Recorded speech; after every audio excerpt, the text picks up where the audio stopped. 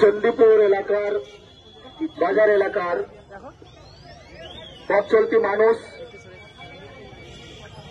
স্থায়ী অস্থায়ী দোকানদার, ক্রেতা বিক্রেতা, সামাজিক সচেতন, রাজনৈতিক সচেতন মানুষজন এবং এই অঞ্চলের সর্বস্তরের শুভবুদ্ধি সম্পন্ন নাগরিকদের কাছে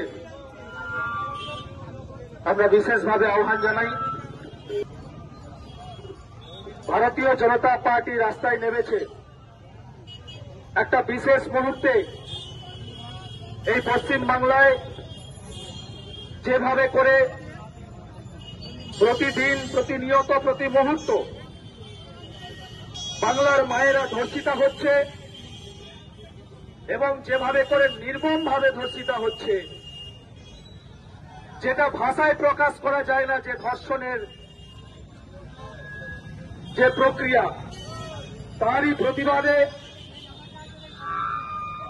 আজকে ভারতীয় জনতা পার্টি সারা বাংলা জুড়ে নারী সম্মানের দাবিতে এবং ধর্ষকদের ফাঁসির দাবিতে রাস্তায় নেমেছে। এই প্রতিবাদ মিছিলে উপস্থিত আছেন ভারতীয় জনতা পার্টির কাঁথি সাংগঠনিক জেলার সম্মাননীয় সভাপতি সোমনাথ রায় মহাশয় এবং জেলা ও ব্লক স্তরের সর্বস্তরের নেতৃত্ব এবং সমস্ত প্রতিবাদী মাতৃশক্তি। এই প্রতিবাদের ঢেউ ভারতীয় জনতা পার্টির নেতৃত্বে বাংলায় কোনায় কোনায় পৌঁছে যাবে। কারণ যেভাবে করে মায়েদেরকে নিপীড়ন, অত্যাচার, লাঞ্ছনার শিকার হতে হচ্ছে, পূর্ব বাংলায় যে কায়দায় বাঙালি হিন্দু মায়েদেরকে নির্মমভাবে ধর্ষণ করা হচ্ছে,